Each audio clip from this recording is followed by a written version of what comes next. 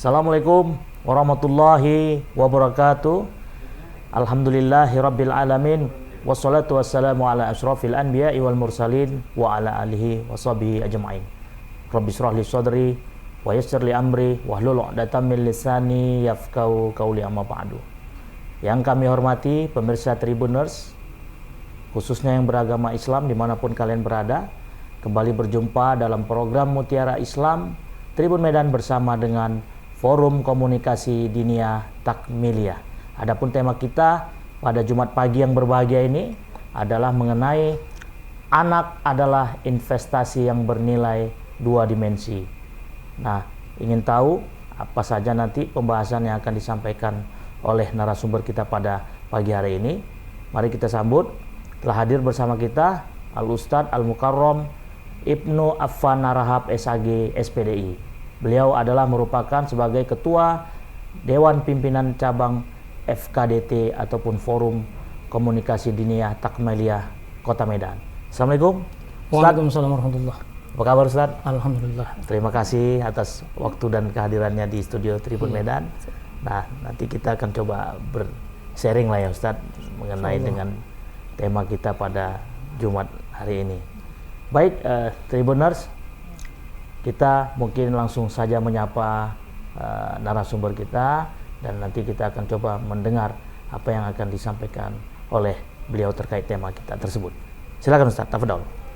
Assalamualaikum warahmatullahi wabarakatuh. Waalaikumsalam warahmatullahi wabarakatuh. Alhamdulillahilladzi hadana li hadza wa ma kunna linahtadiya laula an hadanallah.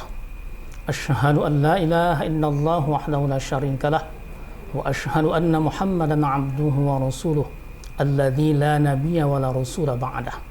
Allahumma shalli wa sallim wa barik ala sayyidina Muhammad wa ala alihi wa ashabihi wa mawalah. Amma ba'd. Kaum muslimin dan muslimat, pemirsa Tribun News yang dirahmati Allah Subhanahu wa taala.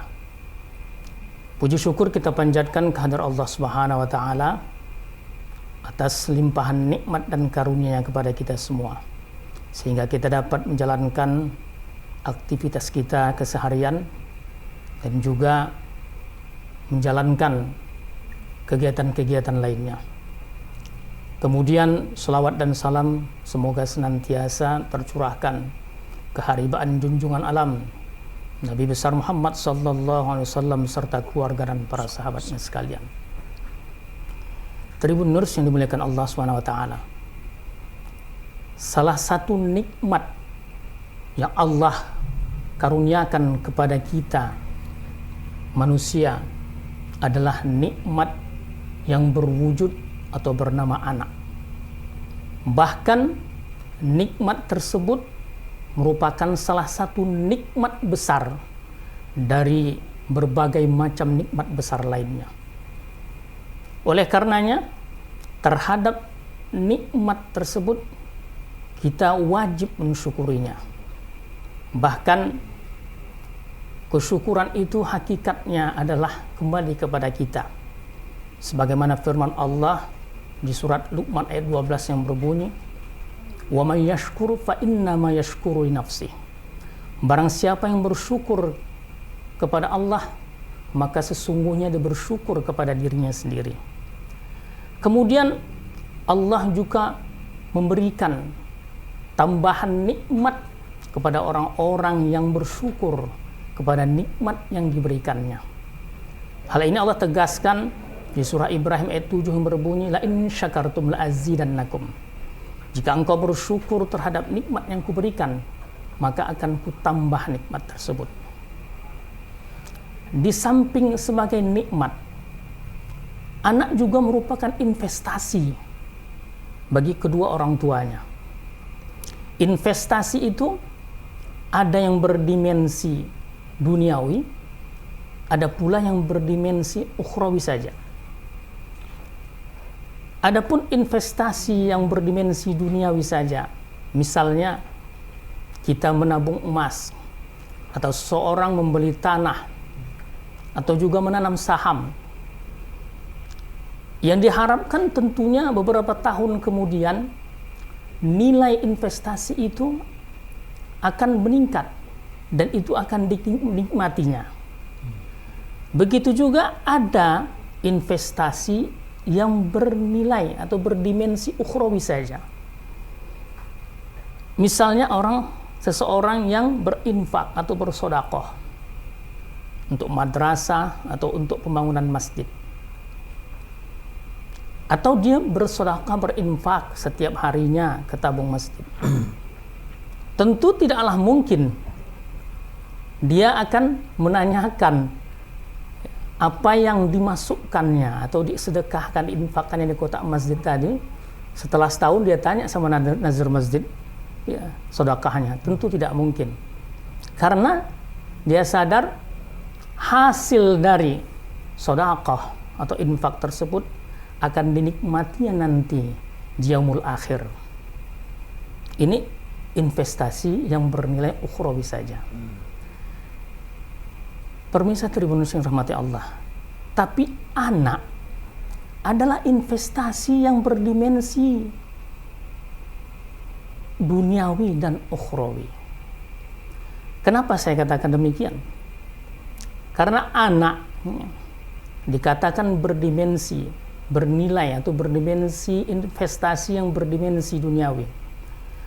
Karena manakala orang tuanya mendidiknya dari sejak kecil dengan baik dan benar, disekolahkan, dibina bukan saja keimanannya, tapi bakat dan kemampuannya.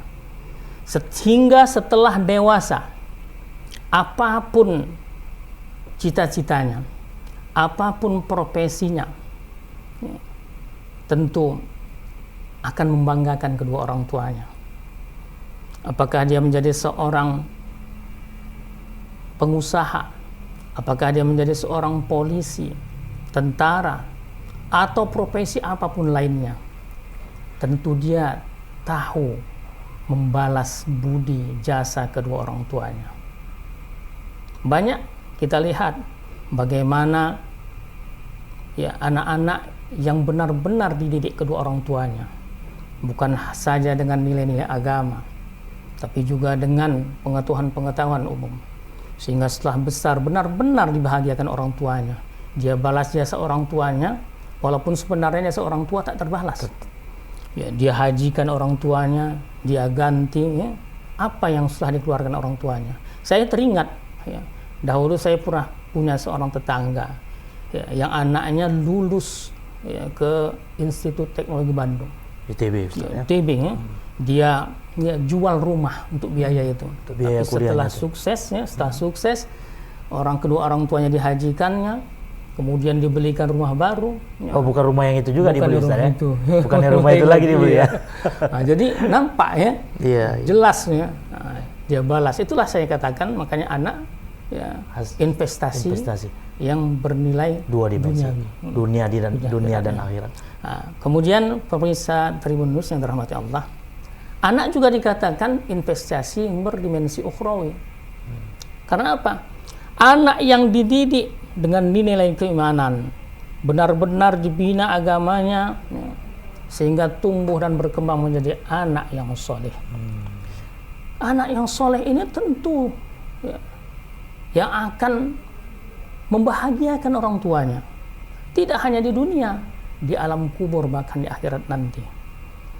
Karena Rasulullah SAW bersabda, "Idza mata ibnu Adam in qata 'amaluhu illa min thalathin, shadaqatin jariyah aw ilmin yantafa'u bihi aw waladun shalih yad'u lahu." Apabila mati anak Adam maka terputuslah amalnya kecuali 3 hal: sedekah jariyah, ilmu yang bermanfaat, dan anak yang soleh yang mendoakannya. Jadi ada 3 hal menurut sabda Rasulullah SAW tersebut yang akan terus mengalirkan pahala kepada seseorang apabila ia telah mati dikubur, ya, maka tak ada lagi yang bisa mengalirkan pahala. Kenapa? Karena tak bisa lagi dia beribadah. Dia tak lagi bisa sholat, tak bisa lagi zakat, puasa, sedekah, tak ada lagi. Tapi kata Rasul ada 3, yang 3 hal ini terus mengalirkan pahala kepada seorang di alam kubur. Yang pertama sedekah jariyah, ilmu yang bermanfaat, anak yang soleh yang mendoakannya. Jadi anak yang soleh ini terus berdoa dia Nah, dalam setiap sholat 5 waktunya dia berdoa. Bahkan dalam setiap kesempatan terus dia berdoa untuk orang tuanya. Maka ini akan mengalirkan pahala terus kepada kedua orang tuanya dalam kubur. Ini maka dikatakan anak ya adalah investasi yang berdimensi duniawi dan ukhrawi. Jadi ada dua dimensi, investasi dua dimensi. Nah, izin Ustaz, kalau untuk terkait dengan investasi ini Ustaz ya. Iya. Yang namanya investasi itu kan pasti ada konsekuensi. Iya, betul. Pasti ada plus minus. Plus minus. Nah, ketika kita dikaruniakan oleh Allah Subhanahu wa taala itu seorang anak ataupun mungkin lebih. Menurut Ustadz, apakah itu ada konsekuensinya ataupun memang investasi itu ada nilai resikonya juga? Betul, betul. Silakan Ustadz. Yang namanya investasi tentu ada resikonya, seperti orang nanam saham.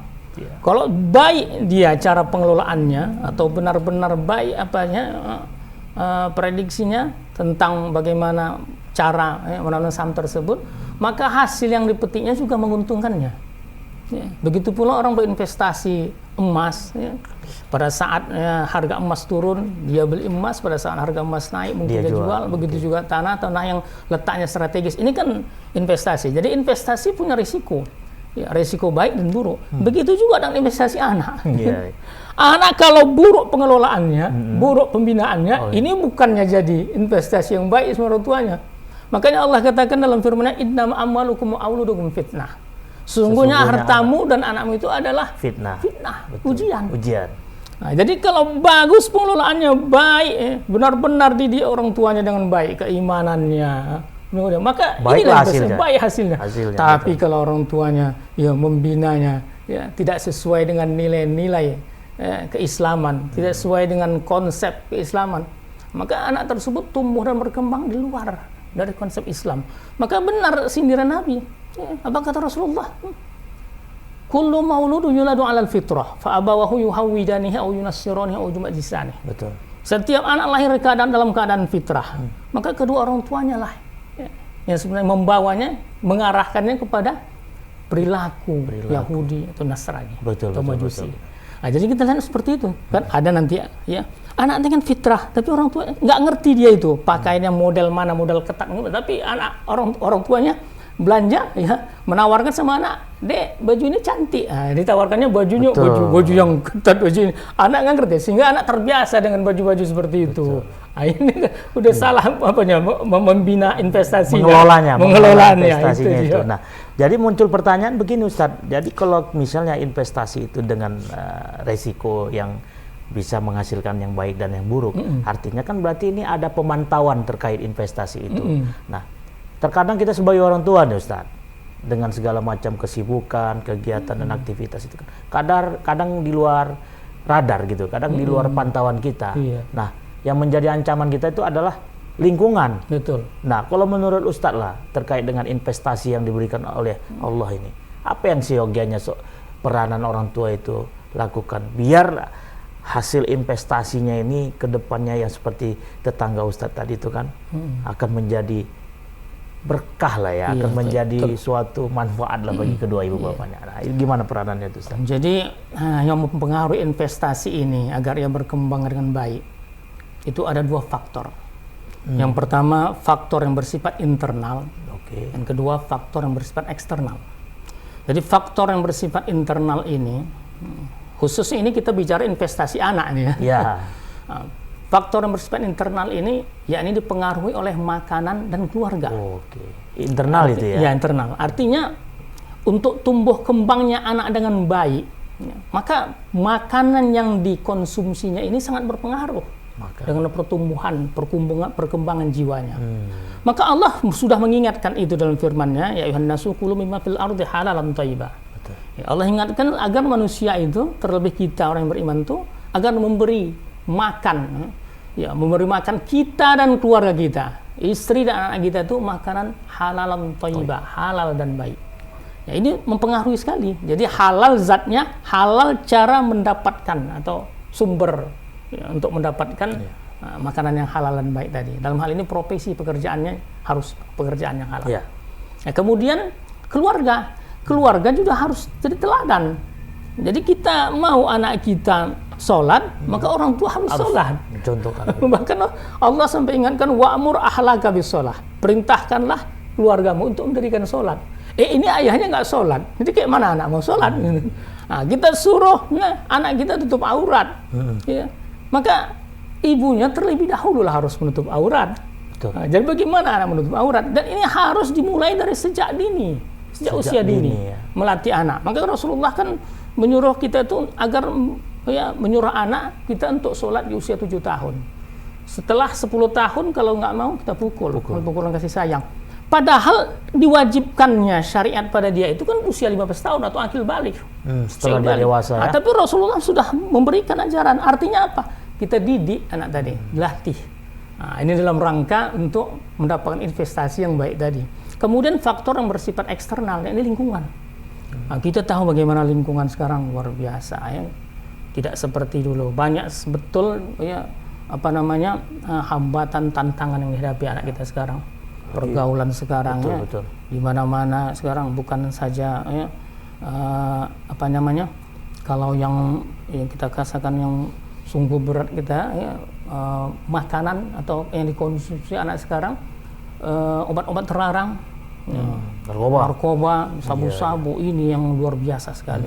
Ya, ini betul-betul menjadi PR berat buat kita semuanya.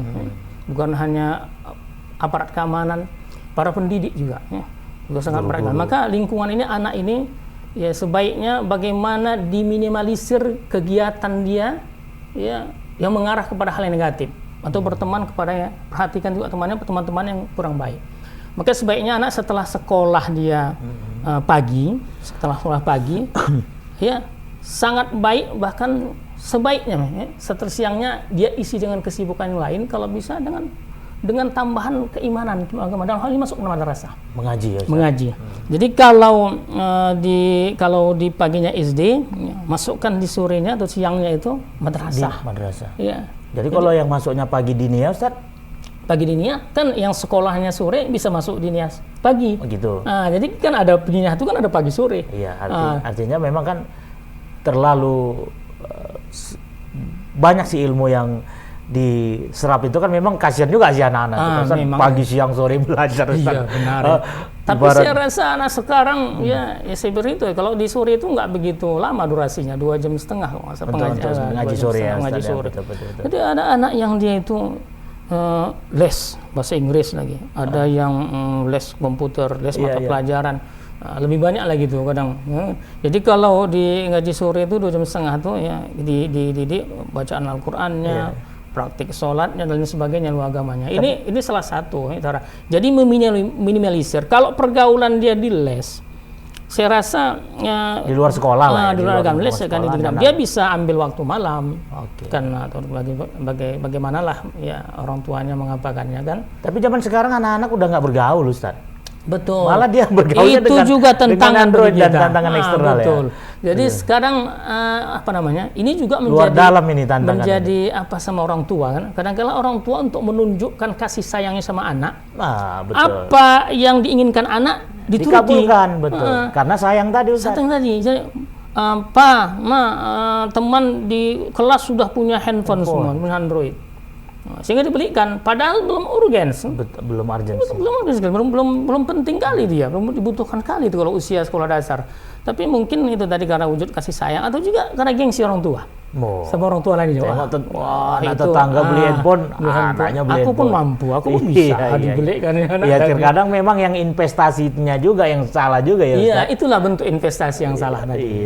Jadi tidak sehingga lingkungan yang semestinya ikut mendukung dia, akhirnya malah mendukung perkembangan akhlaknya, akhirnya malah menjerumuskan dia kepada hal-hal yang tak baik tadi. Jadi memang perkembangan saat ini ya penuh dengan cobaan dan tantangan tadi, serta resiko kan Ustaz. Iya. Malah dulu saya teringat tentang ngaji-ngaji ini Ustaz, flashback saya, rindu saya dengan suasana-suasana dulu, setiap anak pulang sekolah rame-rame pergi mengaji, kan seperti itu. Tapi memang suasana seperti itu tidak bisa kita dapatkan saat ini, apalagi dengan pengaruh teknologi itu. Nah, jadi pertanyaan saya nih Ustaz, kira-kira apalah yang harus si orang tua lakukan biar memang faktor eksternal dan internal tadi itu bisa diatasi oleh si investor tadi, dalam hal ini kedua orang tua tadi, Ustaz? Silakan, Ustaz. Jadi hal yang mesti dilakukan orang tua yang pertama, masalah makanan tadi ya, berikanlah makanan yang halal, zatnya halal, sumbernya ya. Kemudian jadi teladan bagi anak di rumah, berikan contoh yang baik. Kemudian untuk eksternal, untuk lingkungannya, bagaimana orang tua kalaupun memberikan pendidikan keinginan pada anak berupa hiburan melalui Android, handphone tadi, diatur penggunaannya, diawasi. Misalnya kalaupun memang dia menjadi hiburan baginya, kadang-kala kalau tidak ada hiburan mungkin suntuk juga atau apa dia ya. Sehingga perlulah hiburan, karena memang sekarang nggak televisi lagi hiburan anak-anak ini. Kadang perlu juga jalan-jalan ya, jalan-jalan healing, diberikan seminggu. Kalaupun handphone itu diberikan, misal durasinya dibuat 30 menit per hari. Atau bisa juga gini, Ustadz, kasih fasilitas handphone tapi kuotanya nggak dikasih atau dibatasi. Dia pintar. Sama aja ya kan. Ini ke wifi tetangga dia, Ustadz. Minta apa dia? Minta hotspot. Jadi kalau saya ya terus terang memang saya batasi. Ada pembatasan, satu hari itu saya batasi 30 menit. Ada jam pembatasan 30 menit. Kemudian apa yang dilihat kita harus tahu. Yang kita tahu. Kemudian itu pun dengan catatan ada ada keharusan dia dalam satu hari itu harus menambah hafalannya satu ayat. Hafalan itu ya. Hafalan satu ayat. Jadi saya boleh, tapi satu hari tambah satu ayat. Nah, untuk memotivasi si anak tadi, Ustaz, biar dalam hal menghafal, keinginan dia untuk menghafal ayat-ayat Al-Quran itu ada trik-trik nggak, Ustaz? Ada hal-hal yang memang khusus nggak? Ya kadang ini kan penting nih, Ustaz. Betul. Ini kan terkait dengan investasi yang dua dimensi akhirat. Memang untuk anak-anak supaya dia gemar menghafal Quran ini memang harus diawali dari awal. Bukan orang tuanya juga harus menghafal, Ustaz? Ya, tidak mesti, tapi diberikan kebiasaan kepada anak. Habit. Misal sejak masih mengandung, bagaimana ibunya sering mendengarkan ayat Quran. Mendengarkan saja. Kalau bisa memang dia baca. Baca. Kalau memang tidak bisa, paling tidak lebih banyak dia mendengarkan murotal Al-Quran itu. Itu anak di dalam mendengar. Nah, bahkan ada teknik dari pernah saya baca dari Jerman, dia bilang musik klasik itu menstimulus perkembangan saraf otak anak. Jadi dia lengketkan itu recorder tadi di perut ibu yang hamil. Maka saya pikir kenapa kita umat Islam tidak melakukan itu, tapi kita ganti dengan ayat-ayat Al-Quran. Al-Quran dilengkap itu. Kemudian lahir dia sering dibacakan Al-Quran oleh orang tuanya, oleh ayahnya. Kalau ibunya belum lepas dapur. Kemudian setelah itu ibunya murotal juga boleh dengan recorder tadi, terus didengarkan di sampingnya. Terus itu salah satu pembiasaan. Setelah anak nanti balita, dia sudah terbiasa mendengar hal seperti itu. Jadi kalaupun dia perlu hiburan, tontonan, sekarang dunia sudah canggih media ya, melalui YouTube. Di situ ada, saya lihat konten-konten video murotal yang video animasi animasi hewan-hewan, animasi mobil-mobilan. Ini anak-anak suka, tapi murotal Al-Quran. Ini yang kontennya gitu. Lebih islami. Dengar gitu. Ini baik. Ini merangsang dia. Sehingga setelah dimasuki usia taman kanak-kanak, usia SD, ini udah terbiasa itu. Kemudian itu tadi sekarang berikan sugesti sama dia. Kalau hafal satu ayat, ini handphone setengah jam boleh nonton. Ada stimulus ya. Biar dia merasa, ini motivasi nih.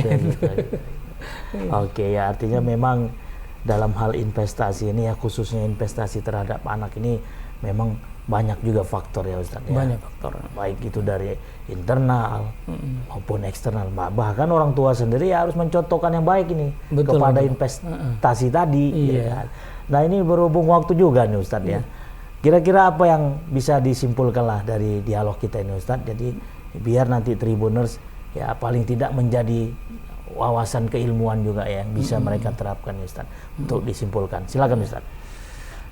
Jadi bagi kita para orang tua yang mempunyai anak, ya kita harus benar-benarlah mendidik anak tadi sesuai dengan konsep-konsep yang yang diajarkan sudah Rasul. dituntunkan oleh agama kita, agama Islam. Karena meskipun kita orang tua, ya, saya yakin setiap orang tua tidaklah mengharapkan apa yang sudah diberikannya kepada anak sejak bayi bahkan sampai dewasa, ya orang tua mengharapkan balasan. Betul. Ya, saya rasa tidak. Orang tua tidak seperti itu. Tetapi sebagaimana yang saya sampaikan tadi, anak itu tetap menjadi investasi bagi kedua orang tuanya. Ya, yang bernilai dua dimensi, ukhrawi, duniawi dan ukhrawi. Maka manakala kita benar-benar mendidiknya dengan baik dan benar sesuai dengan konsep-konsep Islam, maka anak tersebut akan menghasilkan nilai investasi yang baik, ya, untuk kedua orang tuanya, bahkan untuk masyarakat sekitarnya. Tetapi manakala kita tidak mendidiknya dengan baik sesuai dengan konsep Islam, maka anak tadi menghasilkan nilai investasi yang buruk, Ya. buruk bagi kedua orang tuanya, ya, dan buruk juga bagi masyarakat.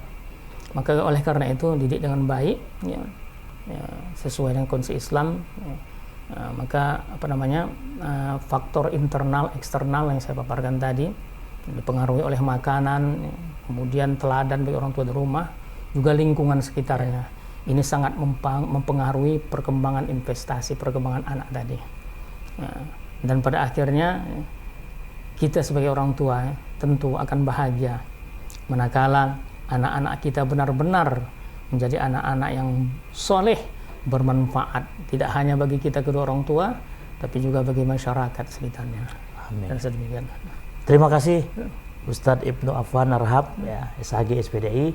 Jadi demikianlah Tribuners, diskusi kita ataupun obrolan kita pada program Mutiara Islam untuk episode pada pagi hari ini. Semoga apa yang telah disampaikan oleh Ustadz Affan banyak yang bisa kita ambil dan banyak juga yang bisa kita realisasikan dalam kehidupan kita sehari-hari, khususnya bagi orang tua nih.